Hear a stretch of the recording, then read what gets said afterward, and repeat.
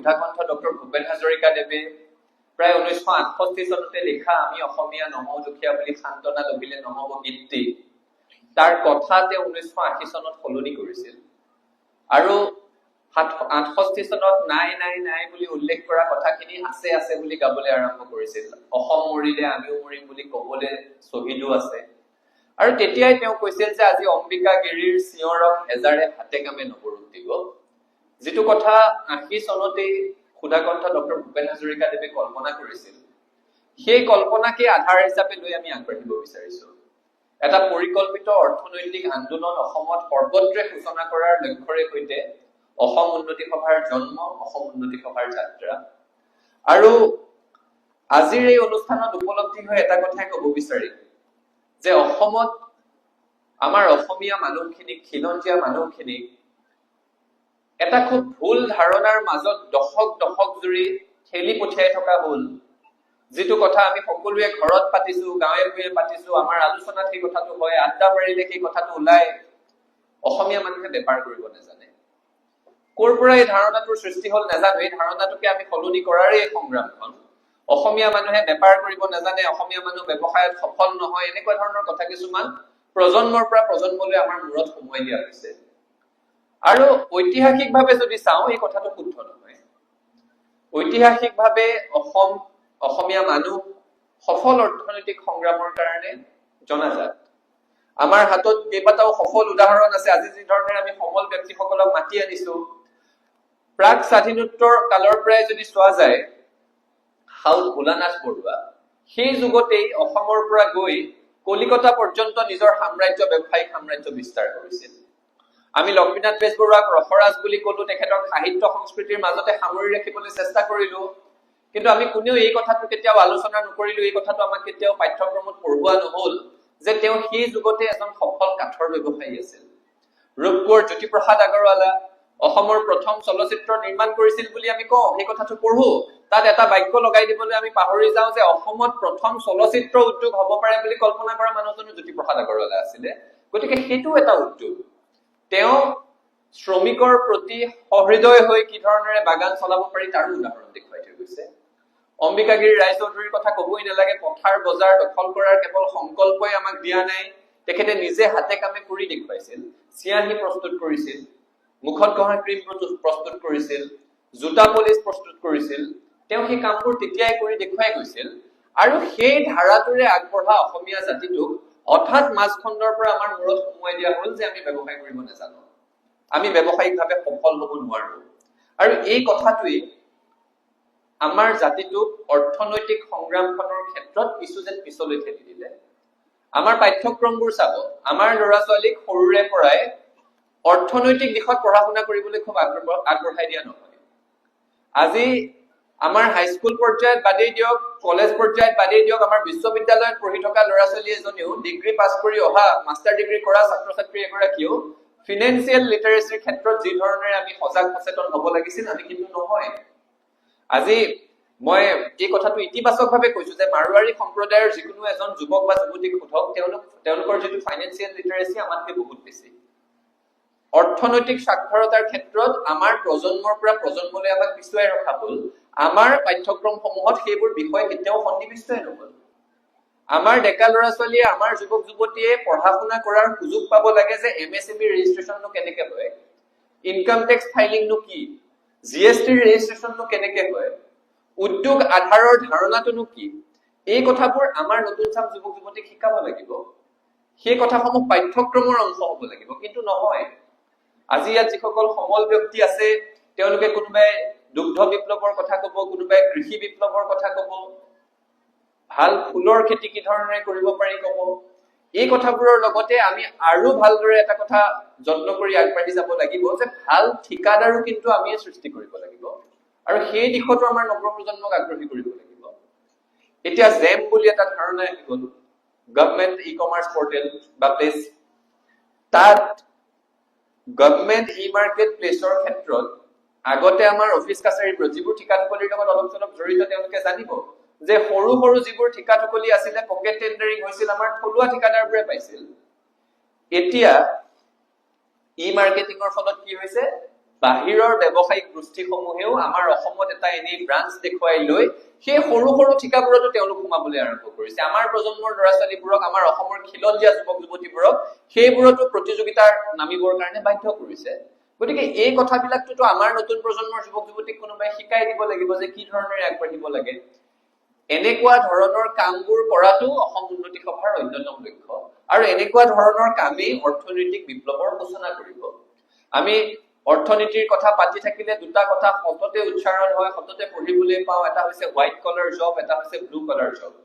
এতিয়া হোৱাইট কলাৰ জবৰ ক্ষেত্ৰত অসম উন্নতি সভাৰ বিশেষ কিবা কৰিবলগীয়া আছে বুলি আমাৰ উপলব্ধি নহয়, কিন্তু ব্লু কলাৰ জবৰ ক্ষেত্ৰত অসম উন্নতি সভাৰ যথেষ্ট কৰিবলগীয়া আছে।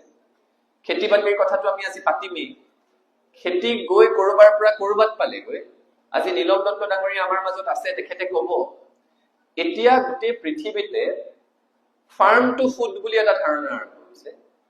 অৰ্থাৎ মই মোৰ ডাইনিং টেবুলখনত বহি খাই থকা খাদ্যখিনি কোনখন খেতি পথাৰৰ পৰা আহিছে সেইটো পৰ্যন্ত মানুহে জানে বাহিৰত, যাতে কোনো ধৰণৰ ৰাসায়নিক সাৰ তাত নিদিয়ে, কোনো ধৰণৰ কীটনাশক তাত নিদিয়ে, কি ধৰণেৰে খুব সচেতন হৈ স্বাস্থ্যৰ প্ৰতি ভাবুকি নহা খাদ্য খাব পাৰি, সেইবোৰ ধাৰণাৰে সৈতে ফাৰ্ম টু ফুড ধাৰণাৰ সৃষ্টি হৈছিল। কিন্তু আমাৰ অসমত আমাৰ শ শ হাজাৰ হাজাৰ প্ৰজাতিৰ ধান আমাৰ মাজৰ পৰা হেৰাই গল, সেইবোৰ সঁচেই হেৰাই গল। আমি সেইবোৰৰ সন্দৰ্ভত আলোচনাই নকৰো। এতিয়া যলৈকে যাওঁ আমি কবলৈ আৰম্ভ কৰিছো। আমাৰ আগৰ গীতবোৰ চাবচোন, জ্যোতিপ্ৰসাদ আগৰৱালাদেৱে লিখি থৈ গৈছে, আমাৰ চকুলোৰ পানী দি জীয়ালো মানিকী মধুৰী ধান, তোমালৈ আনিছো জগতৰে কৈছ এৰাও নিমাতি মান। এতিয়া মানিকী মধুৰী ধান আমাৰ প্ৰজন্মই দেখাই নাই, চিনিয়েই নাপাওঁ। আমাৰ কাৰণে প্ৰিয় চাউলটো হৈছে বাসমতি, সোণা শক্তি, যিবোৰ আমাৰ লগত কোনো সম্পৰ্কই নাই। ক'ত হয় বাসমতি? পঞ্জাৱ প্ৰভিন্সত। আৰু সেইবোৰ কিনাৰ নামতো কিমান টকা অসমৰ পৰা বাহিৰলৈ গৈ আছে, সেই কথাবোৰ আমি আলোচনা কৰিব লাগিব। তাৰ বিকল্প কি হব পাৰে, সেই বিকল্প পদ্ধতি আমি উদ্ভাৱন কৰিব লাগিব। খেতিৰ কথা পাতি আছো আমি, পশুপালনৰ কথা পাতিবলৈ গলে অসম উত্তৰ পূৰ্বাঞ্চলত গাহৰি মাংসৰ হাজাৰ হাজাৰ কোটি টকাৰ এখন বজাৰ আছে। পঞ্জাৱত মানুহে গাহৰি নাখায়, তাত গাহৰি প্ৰিয় খাদ্য নহয়। ৰাজস্থানত মানুহে গাহৰি নাখায়, গাহৰি তাত প্ৰিয় খাদ্য নহয়। কিন্তু অসম উত্তৰ পূৰ্বাঞ্চলৰ বজাৰখনত গাহৰি যোগান ক'ৰ পৰা হৈ থাকে? পঞ্জাৱৰ পৰা হৈ থাকে, ৰাজস্থানৰ পৰা হৈ আহে, বিহাৰ হৈ আহি থাকে। অৰ্থাৎ বজাৰ আমাৰ ইয়াৰ, বজাৰৰ উপভোক্তা আমাৰ ইয়াৰ, কিন্তু বজাৰত উপলভ্য সামগ্ৰী আমাৰ ইয়াৰ নহয়। গতিকে এইবোৰ ক্ষেত্ৰত আমাৰ নতুন প্ৰজন্মটোক সজাগ কৰি কি ধৰণে আগবঢ়াই লৈ যাব পাৰো, সেই দিশতো আমি আগবাঢ়িব লাগিব। মাছৰ ক্ষেত্ৰত আগবাঢ়িব লাগিব। আমি আজিৰ পৰা এবছৰৰ আগত দেখিছো নগাঁৱত হুংকাৰ দিছিলে, এটা বিশেষ সম্প্ৰদায়ে যদি মাছ বন্ধ কৰি দিয়ে অসমৰ মানুহে মাছ খাব নোৱাৰিব বুলি হুংকাৰ দিছিলে। গতিকে বেলেগৰ হুংকাৰ ভাবুকিৰ তলত শিৰ নত কৰি আমি চলি থাকিম নে মূৰ উঠাই শিৰ উচ্চ কৰি স্বাৱলম্বী হৈ জীয়াই থাকিম? সেই দ্বিতীয়টো বাটৰ সন্ধান বিচাৰিয়ে অসম উন্নতি সভাৰ যাত্ৰা হব লাগিব। খেতিৰ সমান্তৰাল ভাৱে, ঠিকা ঠুকলিৰ সমান্তৰাল ভাৱে অৰ্থনীতিৰ প্ৰসাৰ বেলেগ বেলেগ ক্ষেত্ৰতো হৈছে। এতিয়া গিগ ইকনমিৰ কথা আহিছে। আমাৰ সন্মুখতে আমি দেখি থাকো জমেট', ছুইগি, ব্লিংকিটৰ পৰা আৰম্ভ কৰি ওলা, উবেৰ, ৰেপিডলৈকে সেইবোৰে অৰ্থনীতিৰ নতুন নতুন বাটৰ সন্ধান দিছে। এতিয়া তাৰ সুফল কুফল দুয়োটা আছে। ই কমাৰ্চ আৰম্ভ হোৱাৰ লগে লগে, ব্লিংকিট আৰম্ভ হোৱাৰ লগে লগে আমাৰ থলুৱা সৰু সৰু দোকানীবোৰৰ মূৰত মাধমাৰ পৰিছে। সেই বিষয়ে চিন্তন মন্থন আলোচনা হব লাগিব। ইতিমধ্যে মেঘালয়ত খাচী হিলছ অটনমাস কাউন্সিলে তেওঁলোকৰ তাত ব্লিংকিটক যাব নিদিও বুলি কৈ দিছে, তাত নহব বুলি কৈ দিছে। আমাৰ ইয়াত যিহেতু ইতিমধ্যে তেওঁলোকক অনুমতি দিয়া হৈছে, তেওঁলোকে বজাৰ কৰি আছে, বেপাৰ কৰি আছে, আমাৰ লক্ষ্য হব লাগিব এই ওলা, উবেৰ, জমেট', ব্লিংকিট এই সকলোতে যাতে আমাৰ খিলঞ্জীয়া সম্প্ৰদায়ৰ যুৱক যুৱতীসকলে তাত অগ্ৰাধিকাৰ লব পাৰে। সেই অৰ্থনীতিটো যাতে খিলঞ্জীয়া মানুহৰ হাতলৈ লৈ আহিব পৰা যায়, তাৰ কাৰণে উদগনি যোগোৱা কামটো আমি অসম উন্নতি সভাই কৰিব লাগিব। আৰু এইবোৰ বাটতে আমি আগবাঢ়ি যাব লাগিব। এনেকুৱা আৰু অনেক উদাহৰণ আছে, কৈ থাকিলে শেষ নাই। শ্ৰম অৰ্থনীতিৰ কথা কব পাৰো। আপোনালোকে কল্পনা কৰক, শদিয়াৰ পৰা ধুবুৰীলৈকে আজি সকলো ইয়াত উপস্থিত আছে। গোটেই অসমৰ মেপখনৰ কথা ভাবক, মানচিত্ৰখনৰ কথা ভাবক। অসমত পঞ্চায়তৰ কামৰ পৰা আৰম্ভ কৰি চৰকাৰে বনাই থকা উৰণ সেতু, চৰকাৰে বনাই থকা ৰাস্তা, চৰকাৰে বনাই থকা মেডিকেল কলেজ, হস্পিটেল, ইউনিভাৰ্চিটি, সেইবোৰৰ পৰা আৰম্ভ কৰি মানুহে ঘৰত বনাই থকা RCC বিল্ডিংটোলৈকে এই কনষ্ট্ৰাকচন সাইটবোৰত প্ৰতিদিনে অসমৰ ইমূৰৰ পৰা সিমূৰলৈ লাখ লাখ শ্ৰমিকে কাম কৰে। এই শ্ৰমিকবোৰক সন্ধিয়া হোৱাৰ লগে লগে তেওঁলোকক কেছ পইচা দিয়া হয়। লাখ লাখ শ্ৰমিকক দৈনিক অসমৰ শদিয়াৰ পৰা ধুবুৰীলৈকে লেবাৰ পেমেন্টৰ নামত কোটি কোটি টকা দিয়া হয়। আৰু সেই লেবাৰ পেমেন্ট হিচাপে লাভ কৰা পইচাটোৰ 1% বোধহয় খিলঞ্জীয়া মূলৰ মানুহৰ হাতলৈ নাযায়। সেই কথাটো আমি কেতিয়াও উপলব্ধি কৰা নাই যে প্ৰতিদিনে আমাৰ জাতিটোৰ কোটি কোটি টকা, আমাৰ চৰকাৰখনৰ কোটি কোটি টকা খিলঞ্জীয়া মানুহৰ হাতলৈ অহাই নাই, বেলেগৰ হাতলৈ গৈ আছে। গতিকে এইবোৰ ক্ষেত্ৰত খিলঞ্জীয়া যুৱক যুৱতীক কি ধৰণেৰে উদগনি দিব পাৰি যে শ্ৰম অৰ্থনীতিটো আমাৰ হাতলৈ আনিব লাগিব, সেই সংক্ৰান্তটো চিন্তন মন্থন কৰ্ষণৰ কাৰণে অসম উন্নতি সভাই আমি কাম কাজ কৰিব লাগিব। আৰু এই ক্ষেত্ৰত অসম উন্নতি সভাৰ মাতৃ সংগঠন হিচাপে সদৌ অসম ছাত্ৰ সন্থাৰ তৰফৰ পৰা যি ধৰণৰ সহায় সাৰথি আগবঢ়াব লাগে আমি আগবঢ়াই যাম। অসমত সংস্থাপনৰ লক্ষ্যৰে সৈতে কেতিয়াও পাঠ্যক্ৰমো সৃষ্টি কৰা হোৱা নাই, এই কথাটো আমি সদায় এইকেইদিন পাতি আছো। এতিয়া নতুনকৈ স্কুল এডুকেশ্যন বোৰ্ডে আৰম্ভ কৰিছে অৰ্থনৈতিক ভূগোলৰ ধাৰণা। আমি ভাল পাইছো, আমি বহু দিনৰ পৰা কৈ আছো যে ইকনমিক জিঅগ্ৰাফি, তেজপুৰৰ লিচু বিশ্বৰ বিভিন্ন প্ৰান্তলৈ গৈছে, আমি ভাল পাইছো। কিন্তু আমাৰ সকলো কৃষিজাত সামগ্ৰী বিশ্বৰ ক'ত ক'তনো তাৰ কাৰণে বজাৰ আছে। সৰুৰ পৰা যে আমি পঢ়ি থাকো, সমাজ অধ্যয়নত পঢ়ি পঢ়ি ডাঙৰ হৈছো যে অসম কিহত চহকী, খনিজ সম্পদত বনজ সম্পদত চহকী। সিমানখিনি জানিয়ে খনিজ সম্পদ বনজ সম্পদৰ সৈতে আমাৰ সম্পৰ্ক শেষ। আৰু অলপ ডাঙৰ হলে পেপাৰ পত্ৰ পঢ়িলে গম পাও যে খনিজ সম্পদ বনজ সম্পদৰ চিণ্ডিকেটো হয়, সেইটো কাৰণেও বাতৰি পঢ়ো। আমাৰ সম্পৰ্ক, আমাৰ জ্ঞান সিমানতে শেষ হৈ যায়। পৰিকল্পিতভাৱে মাইনিং ইনষ্টিটিউট নহল যে ইয়াৰ সংস্থাপন সম্পৰ্কে গৱেষণা, ইয়াৰ ব্যৱসায় সম্পৰ্কে গৱেষণা নহল। কিন্তু এইবোৰ হবৰ কাৰণে ইকনমিক জিঅগ্ৰাফি আমাক পঢ়াব লাগিব। এইবোৰৰ কাৰণে চৰকাৰ পৰিকল্পিতভাৱে আগবাঢ়িব লাগিব। স্কিল্ড সেমি স্কিল্ড লেবাৰ সকলৰ কাৰণে দক্ষ লোকক সৃষ্টি কৰিবৰ কাৰণে চৰকাৰে পৰিকল্পনা ল'ব লাগিব। আৰু নললে চৰকাৰক হেঁচা প্ৰয়োগ কৰাটো অসম উন্নতি সভাৰ অন্যতম কাম হ'ব। এই দিশসমূহত আমি আগবাঢ়ি যাব লাগিব। চৰকাৰে এতিয়া কৈছে যে পদপথত গুৱাহাটীত কিমান ব্যৱসায়ী আছে তাৰ জৰীপ হ'ব। আমি বেয়া পোৱা নাই, জৰীপ হওক। তেওঁলোকৰ তথ্য মতেদি 1 লাখ আছে, 1 লাখৰ কিমান খিলঞ্জীয়া মূলৰ তাৰ জৰীপ হওক। কিমান সন্দেহযুক্ত বাংলাদেশী তাৰো জৰীপ হওক। কিমান বহিঃৰাজ্যৰ পৰা আহি ইয়াত থকা অনা অসমীয়া তাৰো জৰীপ হওক। কিন্তু জৰীপতেইটো শেষ হলে নহব। জৰীপ হৈ উঠাৰ পাছত সেই ব্যৱসায় খিলঞ্জীয়া মানুহৰ হাতত অহাৰ কাৰণে কি আঁচনি লব, সেইবোৰো চৰকাৰে কৰিব লাগিব। তাতো অসম উন্নতি সভা, সদৌ অসম ছাত্ৰ সন্থাই আমি দৃষ্টি ৰাখিব লাগিব। আৰু যিসমূহ ব্যৱসায় এতিয়াও সম্পূৰ্ণৰূপে খিলঞ্জীয়া মানুহৰ হাতত আছে, সেইসমূহক আৰু কি ধৰণেৰে উত্তৰণ ঘটাব পাৰি। সৰ্থেবাৰীৰ কাঁহ পিতনৰ শিল্প, শুৱালকুছিৰ বস্ত্ৰ উদ্যোগ, বৰপেটাৰ আতচবাজি, এইসমূহক কি ধৰণেৰে আগবঢ়াই লৈ যাব পাৰি, সেইবোৰতো এতিয়াও অসমীয়া মানুহৰ হাতত আছে। তাৰ কাৰণে ডেডিকেটেড ই-কমাৰ্চ পৰ্টেল চৰকাৰে খুলিব লাগিব। চৰকাৰে যদি নুখুলে অনাগত দিনত অসম উন্নতি সভাই আমি তেনেকুৱা চিন্তাৰে আগবাঢ়িব লাগিব। আজি পশ্চিমবংগৰ চৰকাৰৰ বিশ্ব বাংলা বুলি এটা ৱেবছাইট আছে, আপোনালোকে চালে পাব। তাত পশ্চিমবংগৰ থলুৱা উৎপাদিত সামগ্ৰীসমূহ বিশ্বজুৰি এখন বজাৰ সৃষ্টি কৰিবলৈ চেষ্টা কৰিছে। আমাৰ অসমতো তেনেকুৱা পৰিকল্পনাসমূহ লৈ আগবাঢ়িব লাগিব। আমাৰ খাদ্য সামগ্ৰীৰ বিপণনৰ সম্পূৰ্ণ সুবিধা আছে, সম্পূৰ্ণ এখন বজাৰ আছে। আমাৰ অসমৰ কেণ্টিনসমূহ, আমাৰ চাট হাউচসমূহ, আমাৰ ৰেষ্টুৰেণ্টসমূহ কিহে দখল কৰিছে? ম'ম' কোৰ? টিবেটৰ খাদ্য। ফ্ৰেঞ্চ ফ্ৰাই কফিৰ লগত খাওঁ, কোৰ খাদ্য? বেলজিয়ামৰ খাদ্য। চাইনিজ খাদ্যৰ কথা কবই নালাগে। কিন্তু আমাৰ কোমল চাউল, বৰা চাউল, সান্দহ, তিল পিঠা, তেল পিঠা, খোলা চাপৰি পিঠা, এইবোৰৰো বিশ্বত এখন বজাৰ হব পাৰে। আমাৰ থলুৱা খাদ্য সামগ্ৰীৰো বিপণন হব পাৰে। সেই সংক্ৰান্তত চিন্তন মন্থন কৰি আগবাঢ়ি যোৱা কামটো চৰকাৰৰ। কিন্তু চৰকাৰে যিহেতু এতিয়ালৈকে কৰা নাই, চৰকাৰক সেই চিন্তাটো মূৰত সুমুৱাই দিবলৈ হেঁচা প্ৰয়োগ কৰিব লাগিব। আৰু তাৰ সমান্তৰালভাৱে নিজেও সেই কামবোৰ কৰি আগবাঢ়ি যাব লাগিব। কৈ থাকিলে অৰ্থনৈতিক দিশত কথাৰ শেষ নাই।